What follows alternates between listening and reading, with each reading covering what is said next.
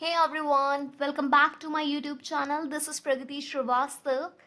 So, continuing with the series where we are covering the most important topics of SSC CGL. In this video, we will be discussing about monetary policy and the fiscal policy.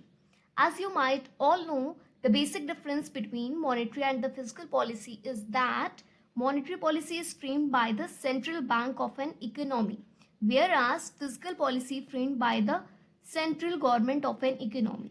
It means monetary policy को regulate कौन करता है? Central bank.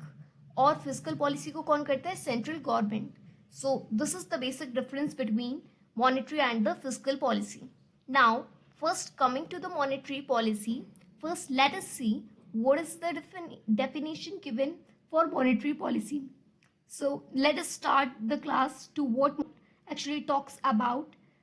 जब आप monetary policy शब्द सुनते हैं तो monetary policy क्या होती है, कैसे होती है, कौन रेगुलेट करता है, we will discuss about later, but right now you just need to focus on policy. The word policy means, think about it, what does policy means according to you?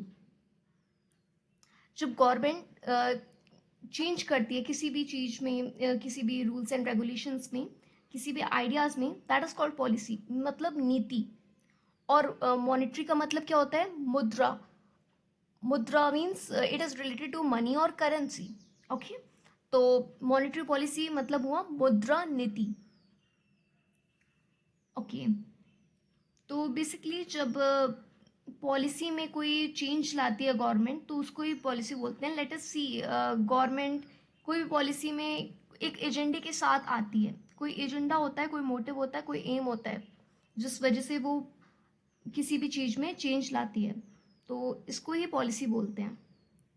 Okay, so as to what monetary policy is all about, एक ऐसी policy जो change करना चाहती है. किस चीज़ को change करना चाहती है? क्या रेगुलेट करती है ये? It regulates the supply of money in the economy. जैसे कि मनी अगर ज़्यादा है तो उससे क्या होता है? मनी ज़्यादा है मार्केट में तो उससे क्या होता है? इन्फ्लेशन हो जाता है. अगर मनी ज़्यादा है तो उसे निकालना पड़ता है by the help of monetary policy. Monetary policy का यूज़ करते हुए हम सेंट्रल बैंक से इकोनॉमी में लिक्विडिटी इंजेक्ट कर देते हैं. ओवरऑल मनी अगर ज़्यादा है तो उसे निकालते हैं, अगर मनी कम है तो उसमें मॉनेटरी पॉलिसी का यूज़ करके लिक्विडिटी हम इंजेक्ट कर देते हैं. ओके, किसी भी देश के पास दो टाइप की पॉलिसी होती हैं. एक होती है फिजिकल पॉलिसी और एक होती है मॉनेटरी पॉलिसी. फिजिकल पॉलिसी को कौन रन करता है? फिजिकल पॉलिसी को रन करता है सेंट्रल गवर्नमेंट.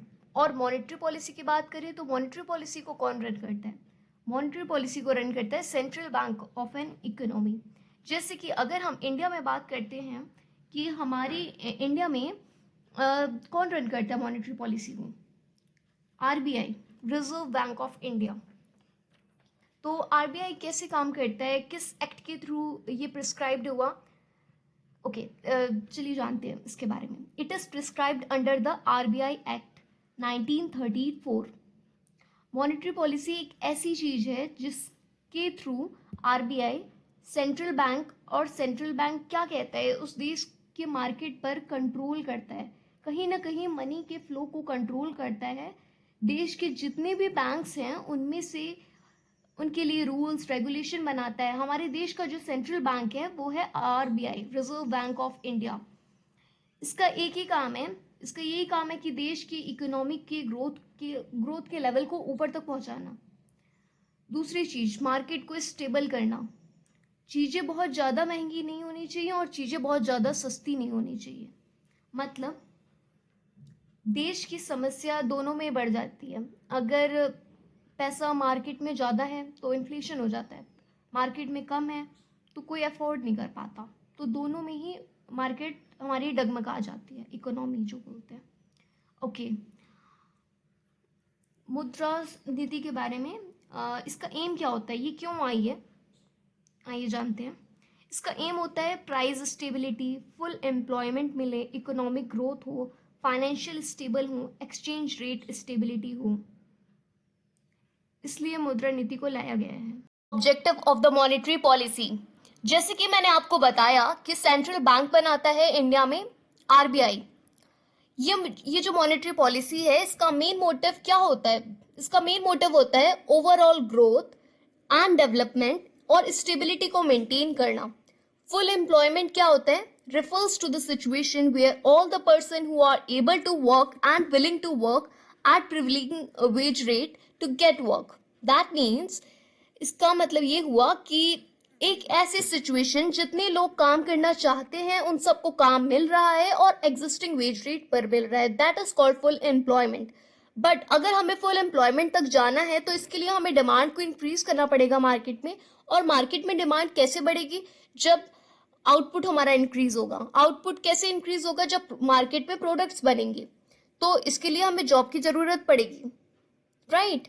तो इससे बोल सकते हैं हम मॉनेटरी पॉलिसी के लिए जो मेन मकसद हुआ, एक मेन मकसद यही है हमारा कि फुल एम्प्लॉयमेंट है। जो सबसे पहला मेन रीजन मॉनेटरी पॉलिसी हमने क्यों लाया? क्योंकि हमें फुल एम्प्लॉयमेंट चाहिए था। मतलब जो भी लोग काम करना चाहते हैं और वो काम करने की योग्य हैं उन सबको जॉब मिल रही है, that is called full employment. For this purpose, the government adopts cheap monetary policy or cheap money policy. Cheap monetary policy बोलो या cheap money policy, दोनों एक ही है। Under which rate of interest is lowered in order to expand the availability of credit. Both of the purpose, the investment as well as the consumption. मतलब government adopt करती है cheap monetary policy और cheap money policy. Rate of interest को गिरा दिया जाता है। जब रेट ऑफ इंटरेस्ट डिक्रीज होता है, कम होता है, तो लोग लोन लेते हैं, क्योंकि उन्हें प्रोड्यूसर्स लोन लेते हैं, इन्वेस्टर्स लोन लेते हैं, क्योंकि उन्हें इन्वेस्ट करना रहता है, प्रोडक्ट बनाना रहता है, जॉब देनी रहती है, राइट? तो इसके लिए लोन की ज़रूरत पड़ती है। जब लोग लोन्स लेंगे तो मार्केट में पैसा आएगा, मार्केट में पैसा आएगा तो लोगों की जॉब लगेगी, तो एम्प्लॉयमेंट मार्केट में इंक्रीज हुआ, that is called full employment. ये एक पहला रीजन है मॉनेटरी पॉलिसी को लाने का। Okay, now we will discuss about the second main topic, second main reason of monetary policy. Second main reason हुआ हमारा इकोनॉमिक ग्रोथ, जो कि इसका मेन मकसद ये था कि इकोनॉमी को ग्रो करना। इकोनॉमिक ग्रोथ और इकोनॉमी को ग्रो करना और इकोनॉमिक ग्रोथ एंड डेवलपमेंट में दोनों में फर्क होता है। क्या फर्क होता है? क्या डिफरेंस है इसका? इकोनॉमिक ग्रोथ जो होता है वो quantitative increase in national income per capita income, ये होता है। और जो इकोनॉमिक ग्रोथ एंड डेवलपमेंट होता है, इसमें इकोनॉमी के साथ साथ वेलफेयर भी होनी चाहिए। तो economic growth rate refers to the process of sustained rise in real income per capita in underdeveloped countries. Income and standard of living of the people are low. That means income low है, तो मतलब underdeveloped countries में लोगों की income लो होती है, तो produce नहीं कर पाते ज़्यादा, उनकी इनकम ही लो होती है, तो इन्वेस्ट नहीं कर पा रहे ज़्यादा, उनकी स्किल्स का यूज़ नहीं हो पा रहा, कैपेसिटी उनमें है फिर भी वो उतना ग्रो नहीं कर पा रहे हैं, तो उनकी इकोनॉमिक ग्रोथ वैसे भी ख़राब हो गई है। तो मॉनेटरी पॉलिसी हम इसलिए लेके आना है, मतलब गवर्नमेंट हमारी इसलिए लेकर आई है क्योंकि इससे वो अपनी कैपेसिटीज़, अपने स्किल्स का यूटिलाइज कर पाएँ। This is associated with low production capacity in this economy. Income low है तो प्रोडक्शन का कम है, प्रोडक्शन कम है तो इन्वेस्टमेंट कम है, इन्वेस्टमेंट लो है तो स्किल्स यूटिलाइज नहीं हो पा रही हैं, जिनके अंदर स्किल्स हैं वो भी यूज़ नहीं हो पा रही है, जस्ट बिकॉज क्योंकि पैसा नहीं मिल रहा है तो वो स्किल्स लोग अपनी यूज़ नहीं कर पा रहे उतनी। तो ये था सेकंड मकसद मॉनेटरी पॉलिसी को लाने का। थर्ड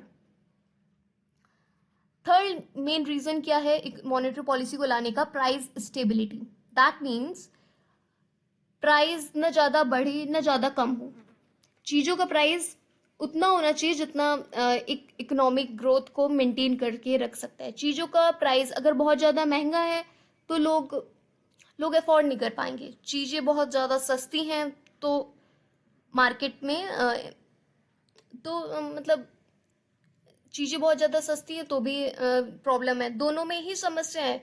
इकोनॉमी में, मार्केट में price stability, that means controlling inflation and keeping prices stable to preserve the purchasing power of the currency, that means मुद्रा स्थिरता, प्राइस स्टेबिलिटी। इसमें मुद्रा की खरीदारी शक्ति को सुरक्षित रखने के लिए महंगाई को नियंत्रित रखना, यानी कि प्राइस न ज़्यादा बढ़ना चाहिए न ज़्यादा घटना चाहिए, दोनों में ही इकोनॉमी इफेक्ट हो जाती है। प्राइस बढ़ेगा तो महंगाई बढ़ेगी, और महंगाई बढ़ेगी तो उससे डिमांड इंक्रीज करेगी, और fall in production due to rise in cost of production.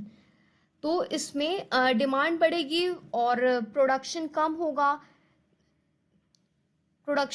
तो इसमें महंगाई बढ़ जाएगी। तो चीज़ों का ना ज़्यादा सस्ता होना चाहिए और ना ज़्यादा महंगा होना चाहिए। एक बात याद रखिएगा, इकोनॉमिक्स में ना तो प्राइस ज़्यादा बढ़नी चाहिए ना ज़्यादा घटनी चाहिए। मार्केट में मनी अगर है ही नहीं, मतलब तो लोगों के पास पैसा ही नहीं है अफोर्ड करने का चीज़ों का। अगर आपको मार्केट में स्टेबिलिटी चाहिए तो मनी के फ्लो को बनाए रखने के लिए ये काम आरबीआई करते हैं। आरबीआई के कुछ टूल्स होते हैं, यानी कि मैथड्स, अलग अलग हथियार जिसे बोल सकते हैं हम, जिनको यूज़ करके मनी के फ्लो को कंट्रोल किया जाता है। कभी मनी के फ्लो को बढ़ाया जाता है तो कभी मनी के फ्लो को कम भी किया जाता है। तो यही टूल को हम बोलते हैं मॉनेटरी पॉलिसी। ओवरऑल अगर मैं चीज़ों का सम अप करूं तो मैंने आपको स्टार्टिंग से ये बताया कि मॉनेटरी पॉलिसी क्या होता है, कौन इसे रन करता है, और फिस्कल पॉलिसी और मॉनेटरी पॉलिसी के बीच में डिफरेंस क्या होता है, और टूल्स क्या क्या होते हैं आरबीआई के, और कैसे वर्क करता है, इसके ऑब्जेक्टिव्स क्या होते हैं, और ये किस आरबीआई एक्ट में आता है, आरबीआई एक्ट 1934। ओके, अगर आपको कोई इशू आए यू कैन आप मुझे बता सकते हैं, you can tell me over the comment section and the Telegram. Okay, and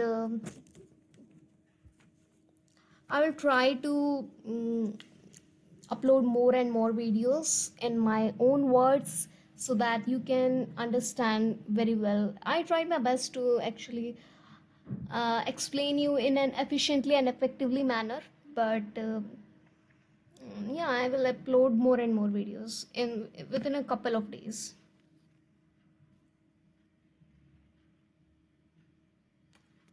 Okay, thanks for watching. Please be sure like and subscribe. I will see you guys in the next video.